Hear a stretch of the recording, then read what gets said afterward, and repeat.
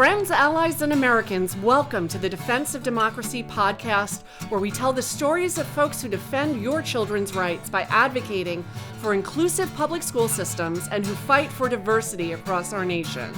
I'm your host, Karen Swoboda. Let's get into it.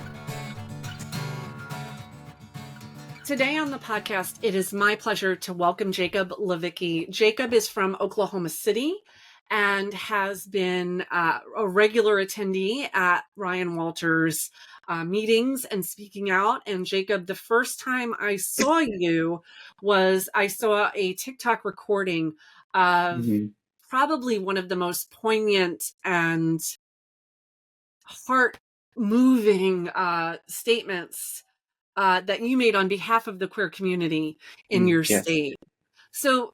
So let's start with that. Tell me about why you showed up that day and why you were speaking out. Yeah, well, first, thank you for having me, Karen. I appreciate that introduction, and I really appreciate Defense of Democracy for everything you guys do. Very excited to connect deeper with you all. But yeah, I very vividly remember that experience. It's something I will never forget. This was the end of March this year, the first meeting that I attended at the Oklahoma State School Board. And a little background on me, I have worked in Oklahoma politics since I was 18. I just turned 23 this month, so it's been a little over 5 years. And I never went to school for politics. No one in my family is in politics.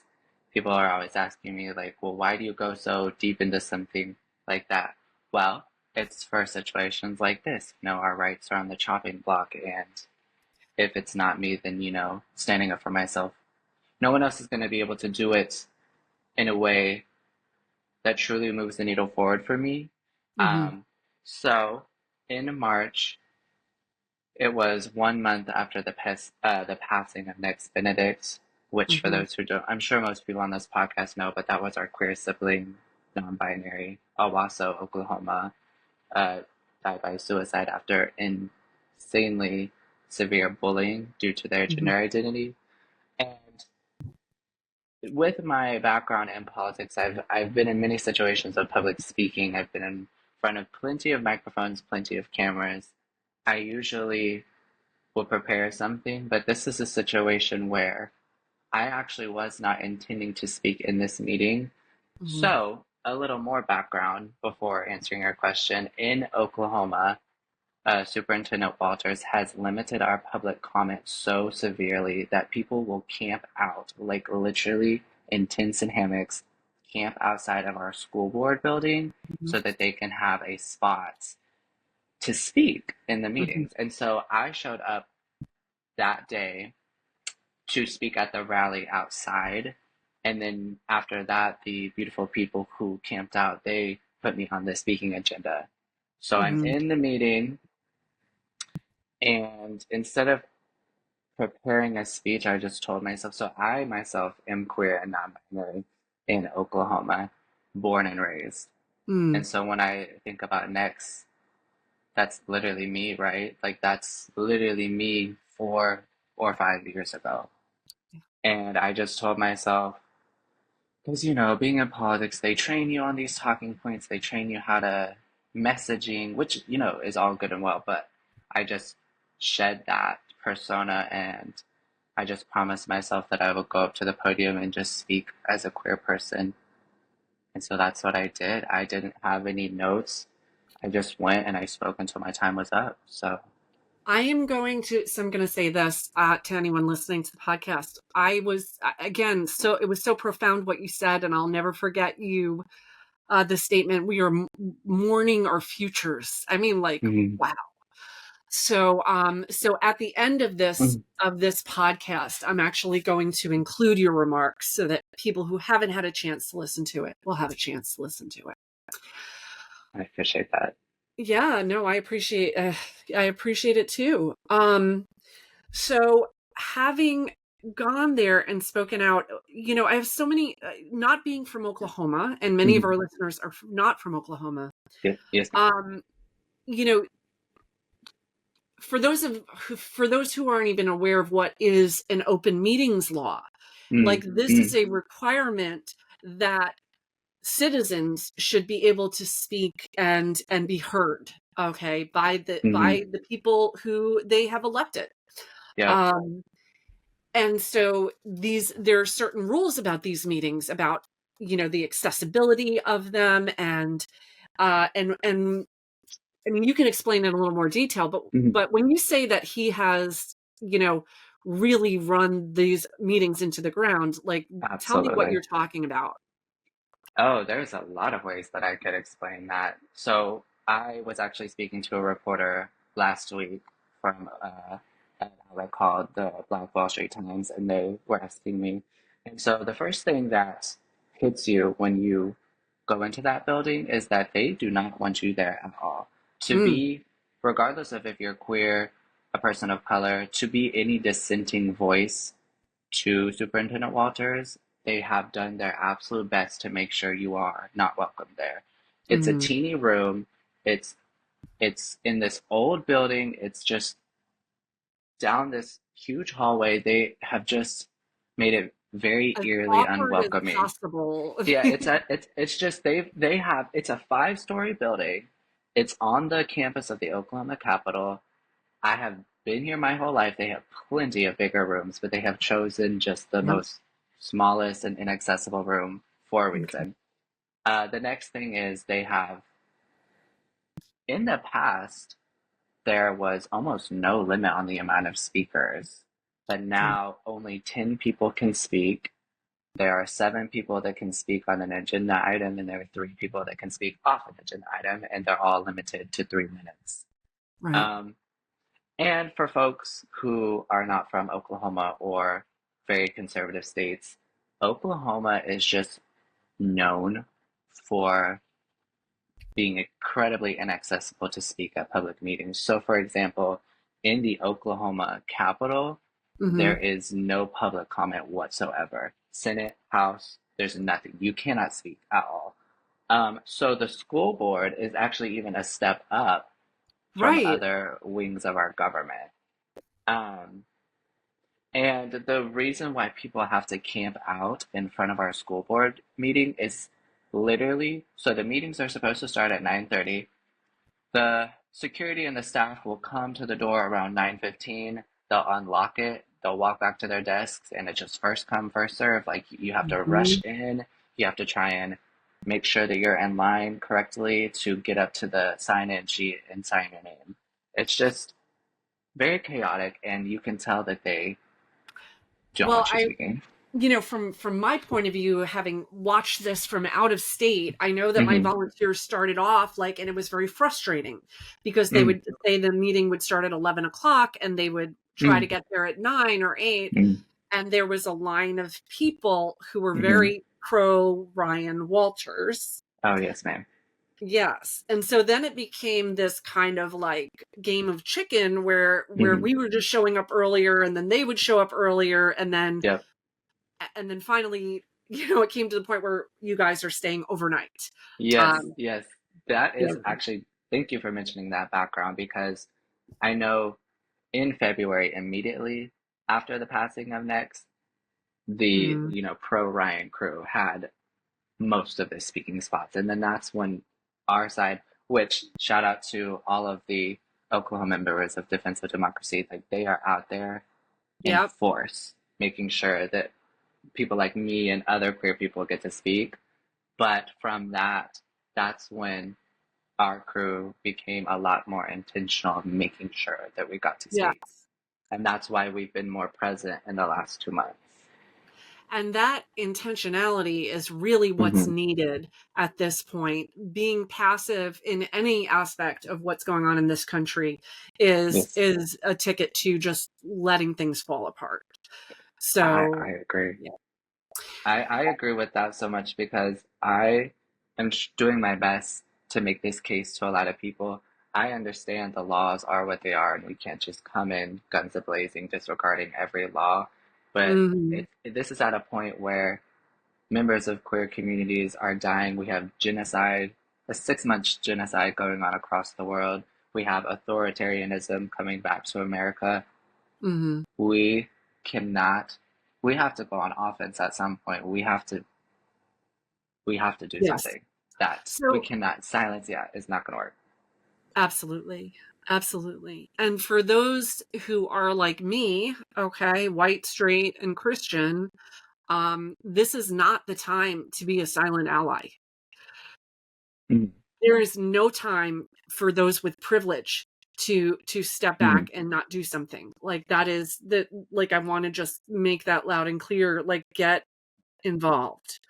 Yeah, Um it's the trick. So another way that I kind of explain it is for marginalized communities, for non-binary people, we wake up in the trenches, and for yeah. those who are an ally, they get to make a choice if they want to come in the trenches with us or not. And so this is a moment, like you said, and I really appreciate you saying that, Karen. We need as Yeah. many boots in the trenches because the more people we get, the quicker we can make sure that none of us are in the trenches. So, So, so speaking of people who are getting in the trenches, I do mhm, a volunteer shout out on every call, and I was hoping you would yes, consider saying something about one of the volunteers who you have learned to love, working with the Defense of yeah. Democracy team. So, Yes, so my actual first in-person introduction to Defense of Democracy was Candace Hoyt in Oklahoma City. She is one of the chapter chairs. Oh, she's so beautiful. She's so sweet. She has a trans grandchild who she introduced me to. Such a beautiful soul.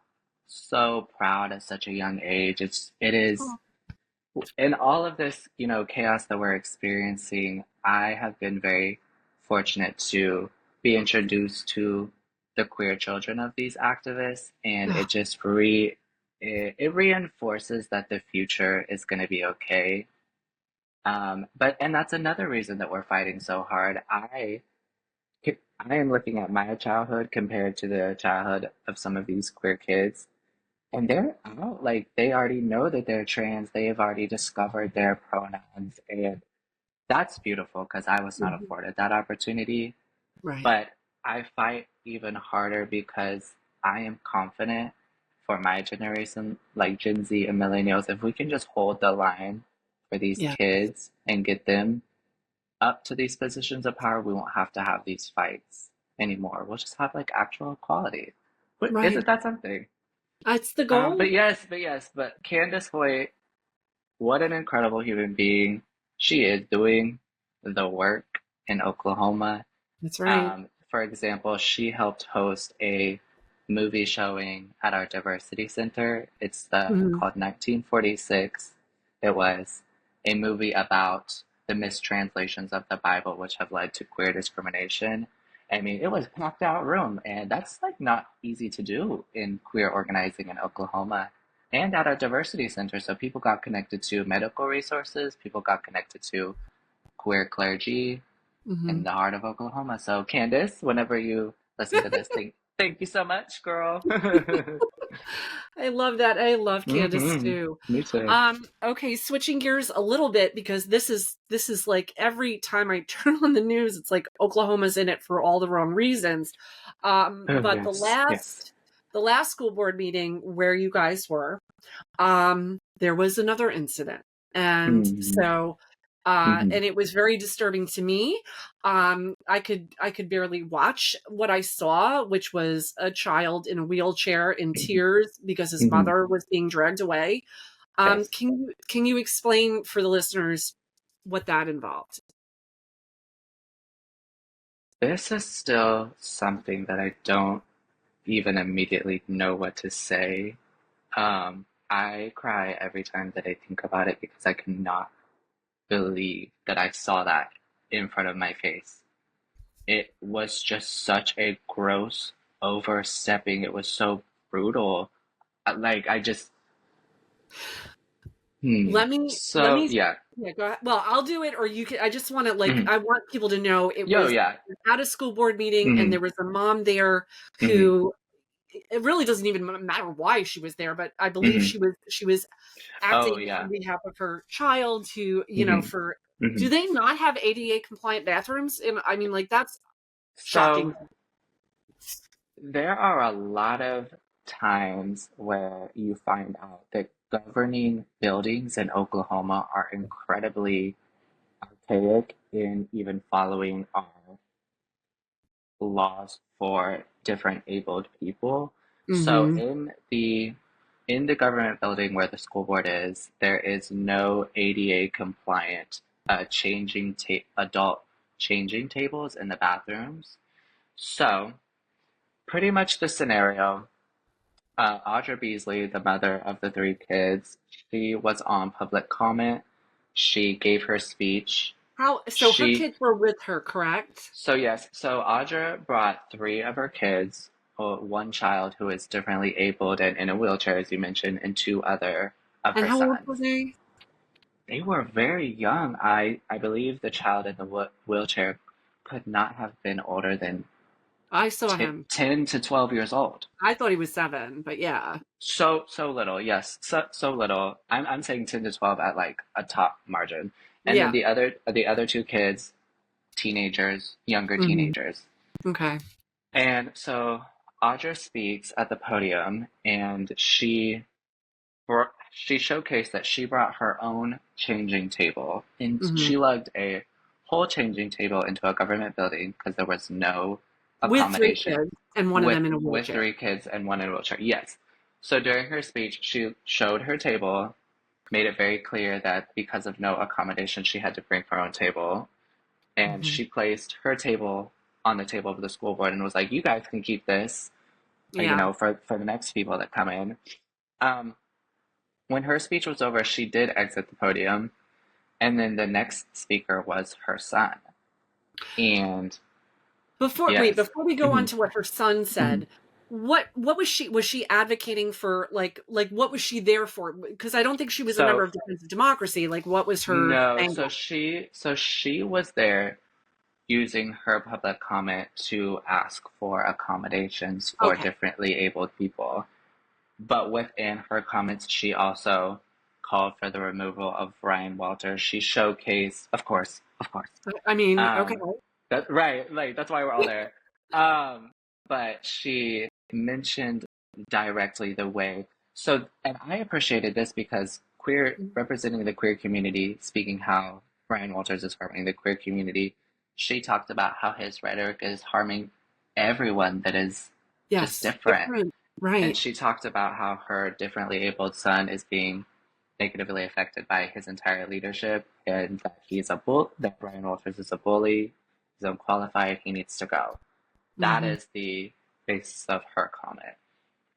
The situation that unfolded regarding the arrest came when Audra's son was speaking, and her son went up to the podium and just straight up, face to face, looked directly in Ryan Walsh's face and said, "Why are you bullying kids? I Why are saw you?" them. I'm It sorry. was just, I mean, we just held, like, yes, no, we just were, I mean, this was like, like I mentioned, like 5 years in politics, I've never seen a scene play out like this. We just held our breath, like, we held our breath and waited for Ryan Walters to say anything. But Okay. met with dead silence, very awkward silence for like 30 seconds.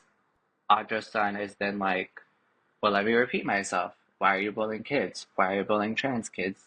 Gay kids? My brother? Why are you bullying these kids? And once again, silence. And then this is when Audra, I mean, she's a mother. She's watching You don't her. need to explain. I'm Hmm. assuming you're going to say she was got loud and upset, as I would have. Correct. Correct. Okay, which But is but I to just to paint it out, it's like, first of all, for a 13 whatever, a young teenage child to get behind this podium and try yes. to hold an unhinged leader accountable, monumental in its own right. And Hmm. then to be completely ignored and disrespected Hmm. by a grown man. I Yes. cannot imagine what I would do as a mother. I would like to push back against anyone who would speak ill of Audra and say that she was out of her bounds, because I could not imagine what I would do as a mother. So I will say this, not knowing what she did, but I'm Hmm. assuming, Hmm. so let's I don't know. She Hmm. what I want to get to is the fact that Mhm. regardless of what she did, Mhm. she didn't, I haven't heard anything about her making a threat or getting No. violent or touching Mm. anyone. Um, I heard she was loud. I heard she went over her time, or, Mm. whatever. She broke the rules. Yes. And within that, I can see someone being escorted out. Yes. Okay.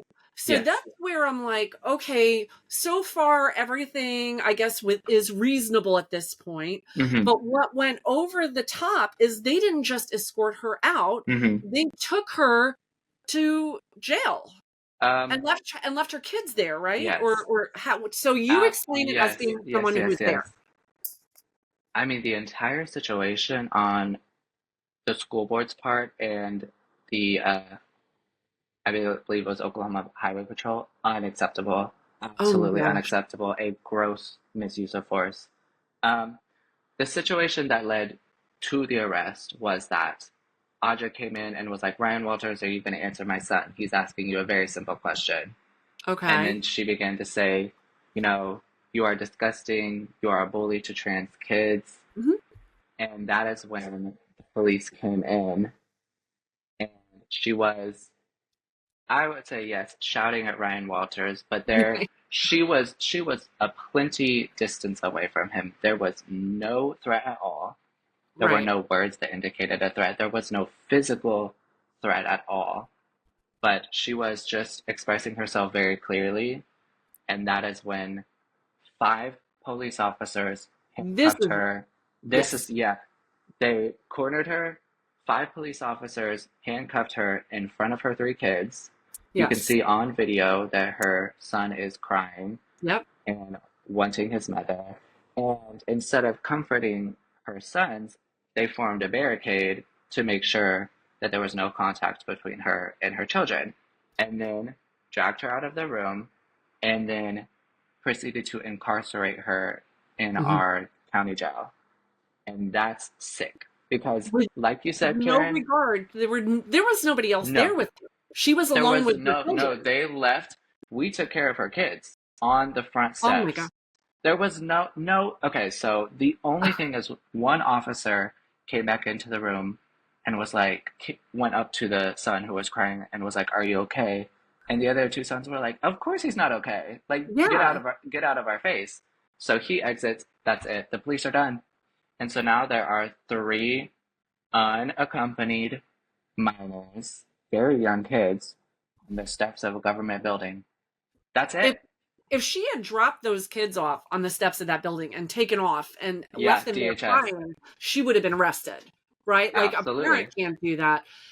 So just to be clear, I don't know the law inside and Hmm. out, but I believe Hmm. what we're talking about here is that that doesn't even sound like legal, right? Like there's got to be something in place where if a parent is with a child and the parent gets arrested, that the Hmm. child's not just left, right? So, Karen, that's something that I'm working on doing extra research on as well. I didn't Okay. ever think I would have to be prompted to pull those records, but Wow. just being there, and even without knowing the law back to back, I know that that was Yeah. wrong.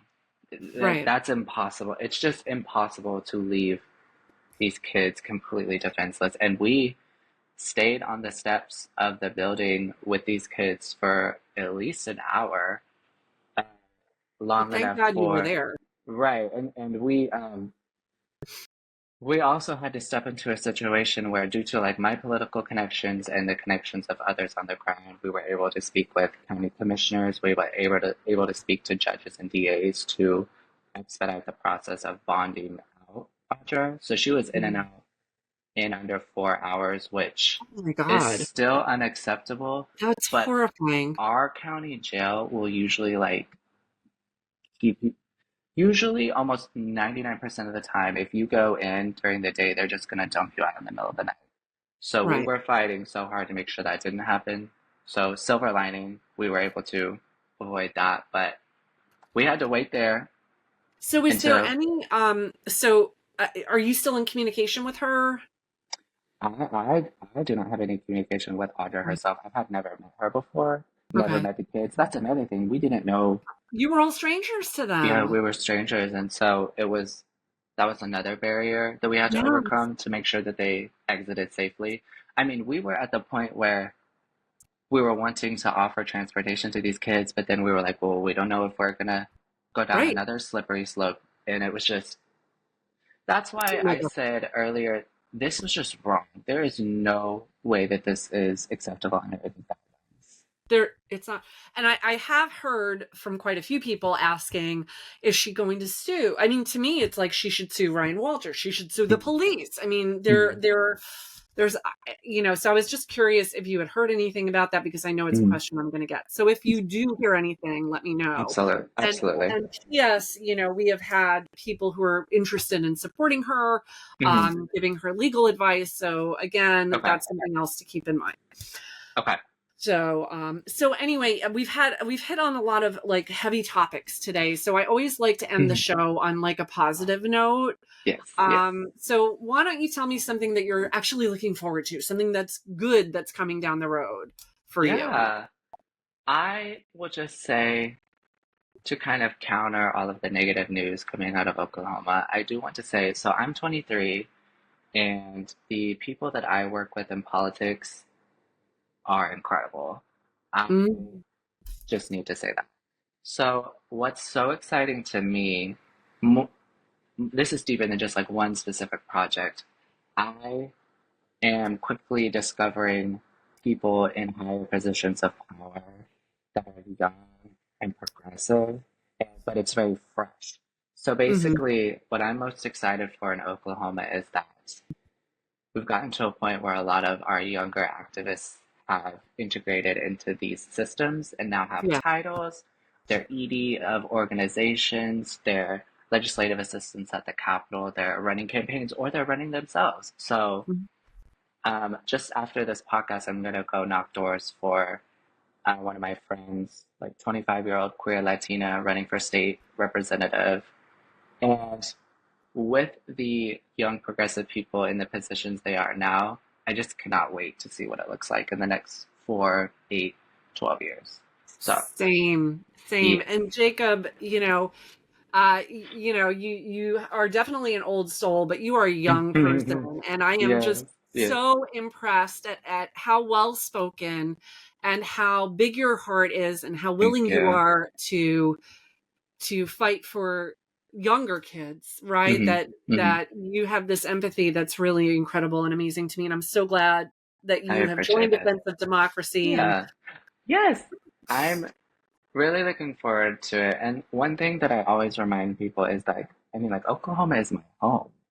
I grew yeah, up here, I was born and raised here, and I do understand the sentiment, and I don't take offense to it from folks maybe on the coast who are like, well, just come move here with us. no, We will appreciate you here. And you all would, of course, but I mean, these are my people. This is my yes, community. It's a level of beauty and creativity here that is worth fighting for. So that's why I stay home. That's why I continue my work at home. And Oklahoma good. is very valuable.